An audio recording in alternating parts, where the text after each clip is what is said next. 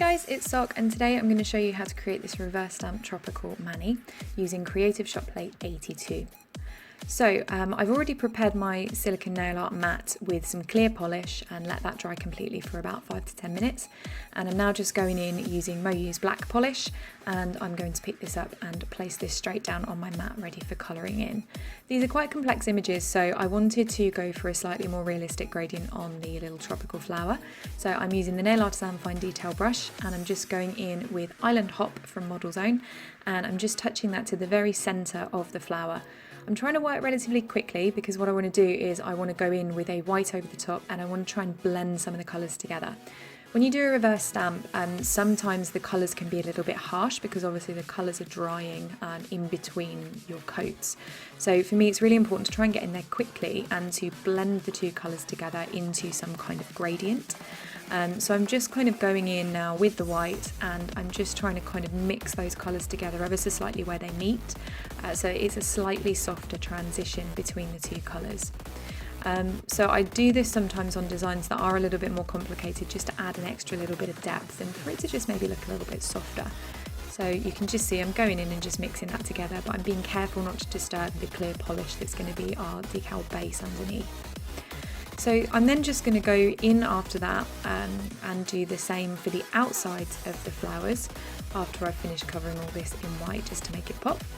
This is Sarong Wrap, which is a lovely yellow from Model Zone, and I'm just doing the same thing. I'm putting on the yellow and then I am mixing the white into it and pulling that out to the edges of the flower petals themselves, which is just going to give a slightly softer and more gradiated look to the design. So obviously I will do this to all 5 nails or all 10 nails on each hand. So the next bit for this, because obviously there's going to be a lot of green, I want to try and break it up and add a little bit of depth. So what I'm doing is I'm using Model Zone's green fields, and I'm just popping that down along the veins of some of the leaves. I had thought about colouring the leaves in completely different colours each one, but I felt that might look a little bit too busy and a bit too flat. So I'm keen to add some sort of highlights and dimension just by going in and gently touching some areas with this green fields. It's not particularly accurate, I'm not being particularly careful, I'm just kind of plopping it on wherever I feel like it. But it is just going to kind of help to give a little bit of depth to the design and keep it looking a little bit interesting. It's not particularly intricate, there's not really a lot of me being very delicate and careful not to go over the lines. So normally I would paint my nails with the base colour that I chose, but today I want to paint them in white because I want the decal to pop over the top of it. So I'm just using China Glaze's Turned Up Turquoise as my base green for the leaves, and I'm just covering the entire back of the decal with that, and that's going to make the decal a little bit stronger. So I'm going to set that to one side for sort of 5 to 10 minutes to dry, and I'm going to paint my nails. This is EDK's Dolly. It's a really thick, creamy, pigmented white, and it's fab just in one coat. It is a stamper, but you can also use it as a regular polish, and I use it really frequently under gradients, water marbles, decals like this, because it's a really, really good, strong base, and I don't need to do 3 or 4 coats to get it to full opacity. So now my decals are dry, I'm just going to peel them up gently using a large pair of long nose tweezers. I'm going to do this from left to right because doing it across the long edge means that it's less likely for this to tear and split.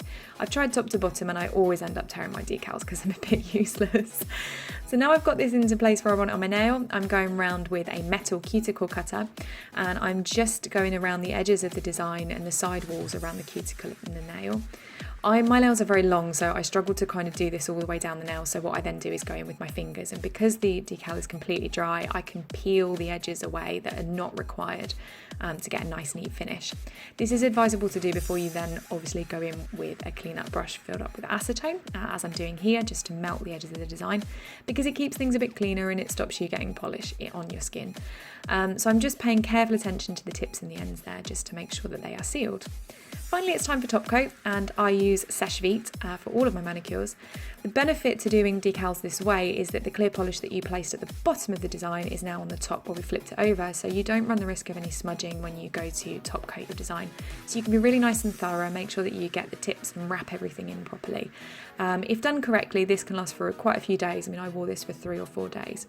So I'm just going to finish off my ring and pinky, and then we are all done with this design. So if you do decide to try and recreate this, please do tag me on Instagram. I love to see people inspired by my designs. And if you do like this video, please make sure to subscribe and maybe throw me a like and a follow on Instagram. Okay guys, I'll see you next time. Thanks, bye!